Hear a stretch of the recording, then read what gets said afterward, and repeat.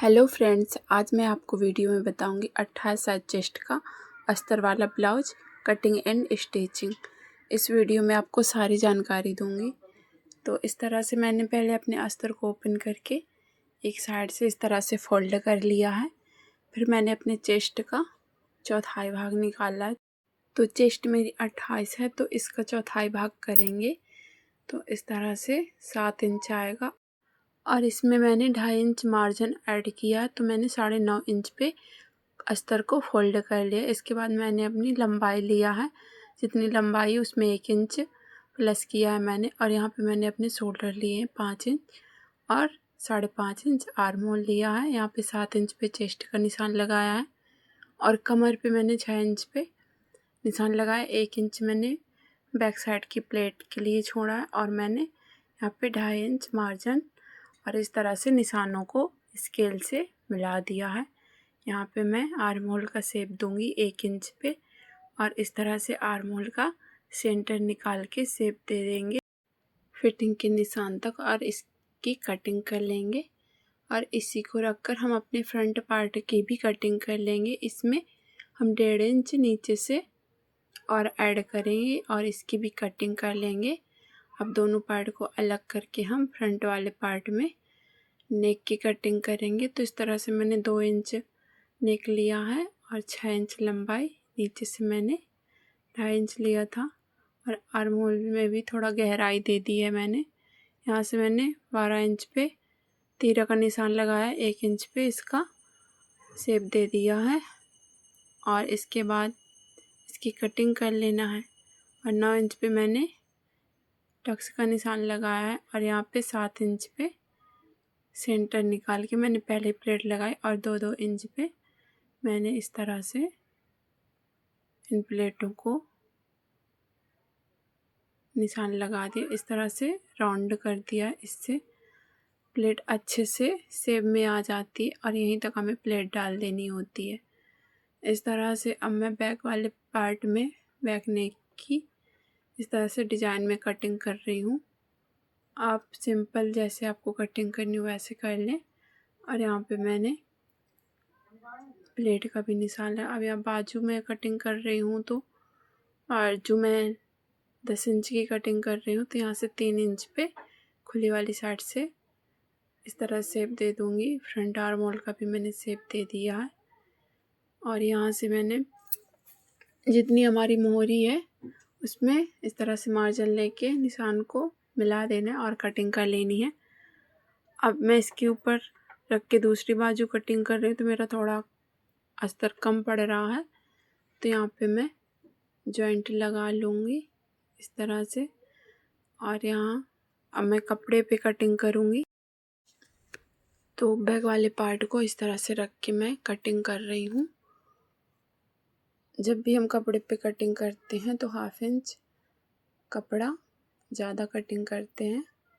इस तरह से फ्रंट पार्ट को भी कटिंग कर लिया है। इस तरह तीरा को भी हमने रख के कटिंग कर लिया, बाजू को भी इस तरह से कपड़े में रख के कटिंग कर लिया है। और यहाँ पे मेरा दूसरी बाजू कपड़ा कम पड़ रहा है, तो इस तरह से कपड़े में भी जॉइंट लगा लूँगी। यहाँ पे मैं हुक वाली पट्टी की कटिंग कर रही हूँ, तो इसकी चौड़ाई मैं 3 इंच रख रही हूँ। इस तरह से बचे हुए कपड़े से मैंने पट्टी निकाल ली है और यहाँ पे आई पट्टी भी कटिंग कर रही हूँ, तो इसकी चौड़ाई मैंने 3.5 इंच रखी थी। अब बैक पार्ट अपना रेडी कर रही हूँ मैं, तो इस तरह से एक पैर की सिलाई पूरे नेक में लगा लेना है और कटिंग कर लेनी है। इस तरह से पूरे नेक में कट लगा देने हैं और इसको कट लगाने के बाद हम नीचे भी इस तरह से सिलाई लगा लेंगे। एक्स्ट्रा कपड़े को कट करके निकाल देंगे और इसको पलट लेंगे, तो ये हमारा नेक अच्छे से फिनिशिंग के साथ रेडी हो जाएगा। और इस तरह से इसको प्रेस कर लेंगे और इसमें ऊपर से 1 पॉइंट की दूरी पे सिलाई लगा लेंगे। कमर पे भी लगा लेनी है ऊपर से सिलाई। अब यहाँ पे मैं कच्ची सिलाई कर लूँगी। अस्तर को जॉइंट कर लेना है, एक्स्ट्रा कपड़े को कट करके निकाल देना है। यहाँ पे प्लेट मैंने इसकी चौड़ाई ली है 4 इंच, लंबाई भी 4 इंच ली मैंने। प्लेटों को डाल लेना है इसके बाद इसमें मैं लेस लगा रही हूँ। तो इस तरह से मैं कमर पे भी लेस लगा रही हूँ। अब मैं फ्रंट वाले पार्ट रेडी करूँगी, तो इसका नेक रेडी करेंगे। तो पहले हम नेक में इस तरह से एक पैर की सिलाई लगाएंगे, एक्स्ट्रा कपड़े को कट करके निकाल देंगे और कट लगा के इस तरह से इसको पलट लेना है। ऊपर से इसमें सिलाई लगा देनी है और इसका भी हम अस्तर जॉइंट कर लेंगे कच्ची सिलाई लगा के और एक्स्ट्रा कपड़ा निकाल देंगे। दूसरा पार्ट भी इसी तरह से रेडी कर लेना है। अभी हम इसमें प्लेट डाल रहे हैं। पहले इस तरह से जहाँ तक हमने राउंड दिया था वहीं तक हमें डालनी है प्लेट। तो दोनों पार्ट इस तरह से रेडी कर लिया है। अब यहाँ पर मैं कपड़े को अस्तर के बिल्कुल बराबर ही कट कर लूँगी, क्योंकि यहाँ पे मैं 13 पे गुम सिलाई लगाऊंगी अंदर से। और इस तरह से मैंने दोनों तीरों को कट कर लिया है। यहाँ पे मैंने कपड़े साइड कपड़ा रखा है, अस्तर साइड अस्तर रख के सिलाई लगा ली है। अब मैं इसको इस तरह से फोल्ड कर लूँगी इसके अंदर और इसमें नीचे से सिलाई लगा देनी है। तो ये हमारी गुम सिलाई लग जाएगी। इसको पलट कर हम सीधा कर लेंगे। इसको सीधा करके इस तरह से इसका जो एक्स्ट्रा कपड़ा दिख रहा है कट कर देंगे। अंदर से बहुत ही फिनिशिंग से तैयार हुआ है। दोनों पार्ट रेडी करने के बाद बैक पार्ट के ऊपर हम अपने फ्रंट पार्ट रखेंगे। दोनों पार्ट की सीधी साइड अंदर की तरफ रखिए और हमने इसके शोल्डर अटैच कर लिए। अब यहाँ पे पट्टी रेडी कर रहे हैं। तो यहाँ पे 3 इंच की चौड़ाई है इसकी और इस पट्टी को हम दाईं तरफ अटैच करते हैं। इसको ऊपर की साइड से इस तरह से रख के थोड़ा कपड़ा हमने बचाया है ऊपर की साइड फोल्ड करने के लिए। नीचे भी इसको इस तरह से अंदर की तरफ फोल्ड करके सिलाई लगा लेनी है। मैं यहाँ पे पक्की सिलाई लगाती हूँ, हमेशा तुरपाई नहीं करती हूँ। आपको तुरपाई करनी हो तो कच्ची सिलाई लगा लें। अब आई पट्टी लगा रही हूँ। तो मैं कपड़े की चौड़ाई मैंने 3.5 इंच रखी और अस्तर को मैंने 1 इंच कम रखा है। तो मैंने अस्तर को 2.5 इंच रखा है।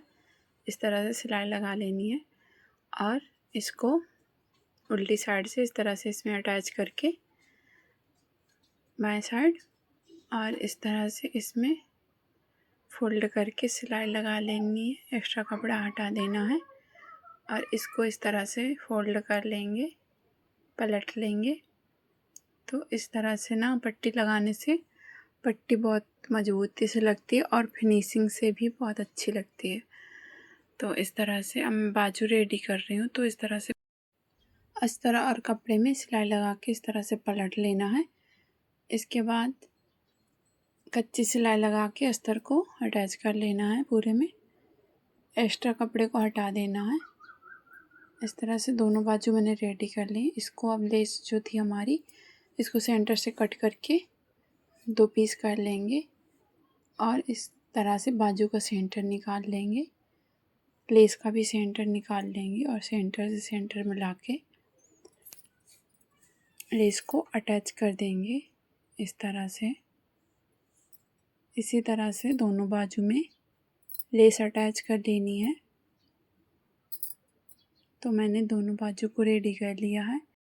अब मैं बैक पार्ट का सेंटर निकालूंगी उल्टी साइड से और निशान एक ऐसे लाइन ड्रॉ कर लूँगी।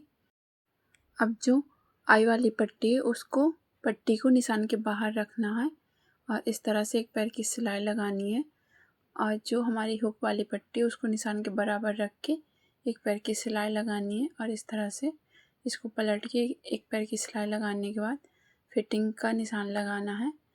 जो हमारी हुक वाली पट्टी होती है उसको हम बराबर नापते हैं और जब हम मेजरमेंट करते हैं आई वाली पट्टी का, तो आई वाली पट्टी को हटा के मेजरमेंट करते हैं।